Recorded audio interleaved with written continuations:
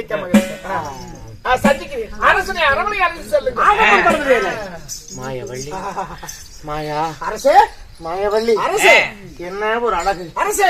மேகத்திற்கு ஒப்பான கரும்பூந்தல் என்ன, மின்னலை போல் இருக்கும் உன்னுடைய முகப்பொழிவுதான் என்ன, மூன்றாம் திரையது போல் இருக்கும் உன்னுடைய நெற்றியின் அழகு என்ன, வில்லை போல் வளைந்திருக்கும் அந்த புருவங்கள் என்ன, மீன்களை போல் இருக்கும் மூக்கு என்ன, கோபுரத்தை போல் கோவை பழங்கள் என்ன, ஆளாம் இளையது போல் இருக்கும் அடி வயிறு, அதை நான் ஒரு கடி கடிக்கிறேன். என்ன புத்தி வேலை? ஐயோ, என்ன அரசே தாங்கள் புத்தி வேலை இருக்கிறதா? மாயவள்ளி, நான் மந்திரி. அப்படியா? அரசே, மாயவள்ளி பார்த்ததிலே இருந்து எனக்கு ஒரே மயக்கமாக வருகிறது. ஆமா, மயக்கம் என்ன மயக்கம்? என்ன மயக்கம் அரசே? காதல் மயக்கம். ஆமா மேடம், உங்களுக்கு வந்து விட்டதா? வாழ்ந்தால் இவளோடு ஒரு நாள் வாழ வேண்டும். சரி சரி சரி. இல்லை என்றால் நான் சாக வேண்டும் என்று முடிவு. ஐயோ, நீங்கள் செத்து விட்டால் எங்கள் கதியம் தான் வருது. அதனால கைக்கு எட்டாத கனியாக இருந்தாலும் அது கைக்கு எட்டவில்லையே என்று வெறுமனே திரும்பி போகக்கூடியவன் நான் இல்ல. அந்த மரத்தையே வேரோடு சாய்த்து அந்த கனியை பறித்து அதன் ருசியை சுவைக்கக்கூடியவன் நான். அதனாலே அடைய வேண்டும் இந்த கண்ணியை, மாயவள்ளியை. ஆனா இதற்கு தடையாக இருப்பவன் யாரு? தளபதி. தளபதி அவன் உயிரோடு இருக்கும் வரைக்கும் இவள் எனக்கு சொந்தமாக முடியாது. அதனாலே அவனை எப்படியாக தீர்த்து கட்ட வேண்டும்.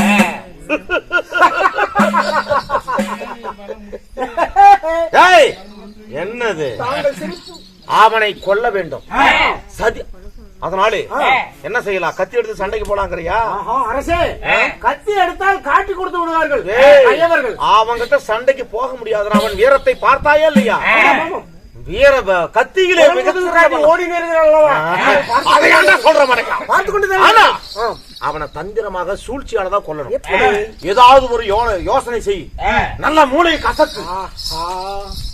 கசக்கு. இன்று நாம் மூளையை கசக்கினால் நீ எதை கசக்குற?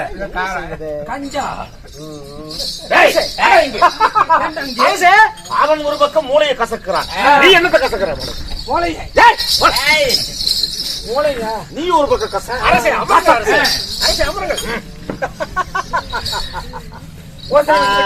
வந்து விட்டதா அரசே? வந்து விட்டது. என்ன அரசே, யோசனை வந்து விட்டது என்று சொன்னேன். அதான் என்ன? என்னால் முடியாது. அவதிப்படாதீர்கள் அரசே, அமருங்கள். ஒருத்தவன் பூமியால் ஆப்பை கடை ஓட்ட முடியாது, ஆப்பை கடை எடுக்க முடியாது. தாங்கள் இப்படி அவதிப்பட்டால் காரியம் சிதறிவிடும். என் வார்த்தையை கேளுங்கள். இவனை கொல்வதற்கு ஒரே யோசனை. தாங்களுக்கு வயிற்று வலி. எனக்கு நான் இரும்பு மாதிரி இருக்கிறேன், எனக்கு இது கூட வயிற்று வலி வருது. அதுதான் சிக்கல் இருக்கிறது. வயிற்று வலி என்று நடிக்க வேண்டும். வயிற்று வலி. அதற்கு மகர் மீன் பிச்சு தேவை என்று கேட்க வேண்டும். கடலுக்கு செல்வான். கடலிலே மகர் மீன் பிச்சைக்கு யாராவது எடுக்க முடியுமா? மகர் மீன் கொன்று விடுமா? அவனை அங்கே கொன்று விடுவான். இங்கே உங்கள் இல்லத்து ராணி மாயவள்ளி, மாயவள்ளி எனக்கு வசம், தங்களின் வசம். எப்படி என் யோசனை? உனக்கு மண்டையில முடிதான் இல்ல, ஆனா மூளை இருக்குதுடா மந்திரி. இதுக்காக உனக்கு இனியிலிருந்து சம்பளம் ₹1 கூட.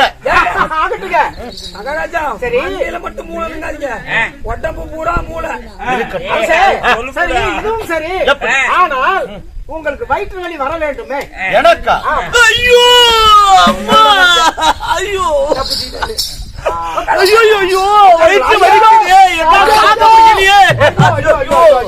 உயிர் போகுது. அரசே, நீங்க வயிற்று காட்டுங்கள் அரசே.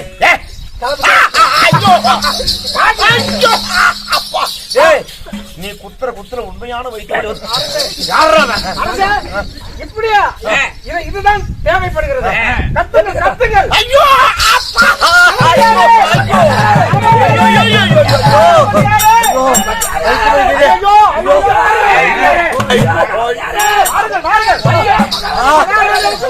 ஒரே ஐயோ ஐயோ என் வாழ வைத்த தெய்வத்திற்கு இப்படியா என்னடா ஆச்சுங்க தெரியவில்லை பேசிக்கொண்டுதான் இருந்தார் திடீரென்று வயிற்று வழியா ஐயோ அம்மா என்று கத்துகிறேன் சொல்லுங்க 1000 வயதிலே அவனை அழைத்து பாருங்கள் உயிர் போய் நிகழ்ச்சிக்கான்னு சொல்லி ஏதாவது ஒத்துக்கோங்க வைத்தியமா நம் நாட்டில் இருக்கும் எல்லா வைத்தியரும் கொண்டு வந்து பார்த்து விட்டாச்சு யாராலும் சரியாக முடியவில்லை ஒரே ஒரு நிபந்தனை என்ன சொன்னாங்க ஐயோ என்ன நிபந்தனை என்றால்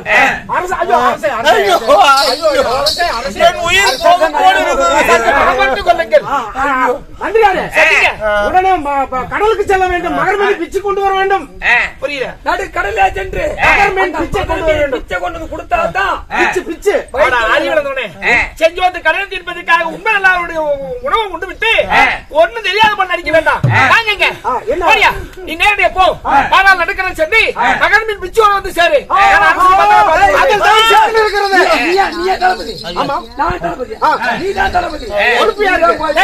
நான் ஆணையிடுகிறேன் இதுவரை யாராவது ஒருவர் செல்லுங்கள் மகாராஜா பாத்துக்கிறோம் எத்தனையோ வைத்தியர்கள் நாங்கள் இருக்க வேண்டும் 1000 வைத்தியர் வந்து பாட்டு போயிட்டாங்க இந்த வைத்தியருக்கு இப்ப மட்டும் வைத்தியர் செத்தாருன்னா ஐயோ உயிர் கலங்கப்படுத்தி விட்டீர்களே போய் வருவதற்கு சில காலம் ஆகுமேப்பா அதுவரை அரசு உயிரோடு இருக்க வேண்டுமே என் உயிரை காப்பாற்று எனக்கு பிறகு இந்த நாட்டில் நீயே ஒரு வார்த்தையெல்லாம் வேண்டாம் இந்த உலகம் எல்லாம் நீதான் ஆட்சி புரியணும் நான் காலம் எல்லாம் உனக்கு தொண்டு செய்கிறேன் நான் சாவதை பத்தி கூட கவலை இல்லப்பா ஆனா நீ வந்த நேரம் தான் என் உயிர் இப்படி போய் தீராத வைத்து இப்படி வந்து என் உயிர் போயிருச்சு நாட்டு மக்கள் உன்னதான் தப்பா ஐயோ ஐயோ எனக்கு கலங்கவே வேண்டாம் என் அரசனுடைய என்னுடைய உயிர் என்னன்னு தெரியுது நானே பாதாள நடுக்கறது போகிறேன் அரசனை அழைச்சி செல்லுங்க ஏதாவது வைத்தியம் செய்யுங்க ஐயோ கண்கள் மேலும் கீழுமாக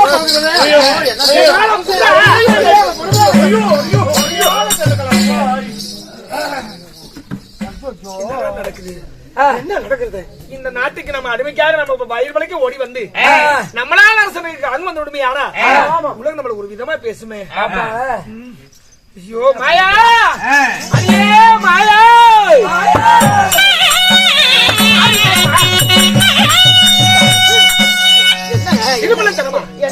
என்ன வேலை வந்துட்டு இருக்க நம்மளை வாழ வைத்த தெய்வம் இந்த நாட்டினுடைய அரசன் தீராத வைத்து வழியா மாறாத துன்பத்தோடு தவித்துக் கொண்டிருக்கிறார் கண்ணே பாதாள நடுக்கடல் சென்று நடுக்கடலே கூடிய மகர்மின் பிச்சை கொண்டு வந்தால்தான் அரசன் உயிர் பிழைப்பாரா நம் மகர்மின் பிச்சை கொண்டு வர வேண்டுமே சாமி என்னங்க பைத்தியக்காரத்தனமா பேசுறீங்க எங்க நடுக்கடலுக்கு போனவங்க யாராவது உயிரோட திருப்பி வந்ததுண்டா எனக்கு பைத்தியமா ஆமா ஏய் பாடிங்க ஆளுடைய வழி இல்லாத நம்மள இவ்வளவு பெரிய அலங்கார அரமனைக்குள்ள வச்சுக்கிட்டு எவ்வளவு ஊதியம் எல்லாம் கொடுத்து நம்மளை காப்பாத்திட்டு இருக்காரு காக்கும் கடவுளடி அவருக்கு கலங்கப்படுத்த வேண்டாம் அவை சொன்னாங்க உன்னால எல்லாம் நடக்கும்னு சொல்லிருக்காங்க ஏதாவது உதவி பண்றீ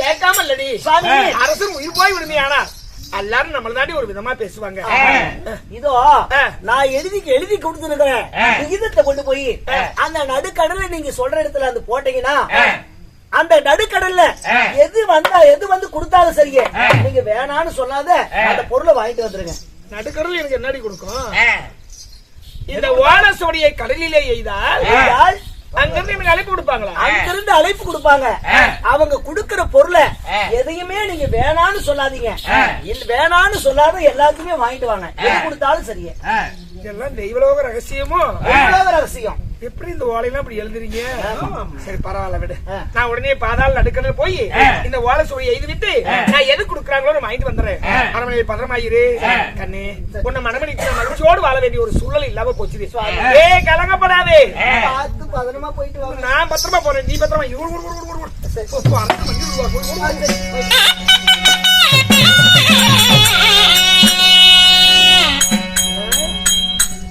இந்த ஓலை சுவடியை நடுக்கடலிலே எழுதி விட்டால் என்ன யாரோ வந்து கூட்டிட்டு போவாங்கன்னு சொன்னாலே என்னுடைய கோமேரி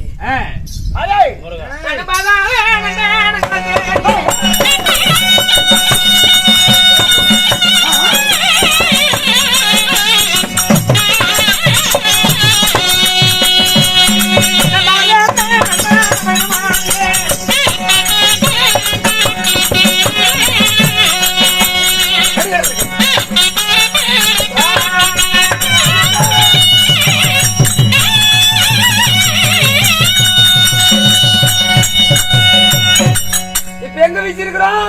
நடு கடலிலே ஓலை சுவடி எழுதிருக்கிறோம். யாரு வரானுப்பா? இங்கேயே நிக்கலாம். யாராவது நமக்கு அழைப்பு கொடுப்பா வருவாரு. ஆனா ஒரு குரல் கொடுங்க, நான் ஓடி வந்தேன். வந்தே 4 நாள் உனக்கு குரல் விட்டுறேன். போயிடுவான்.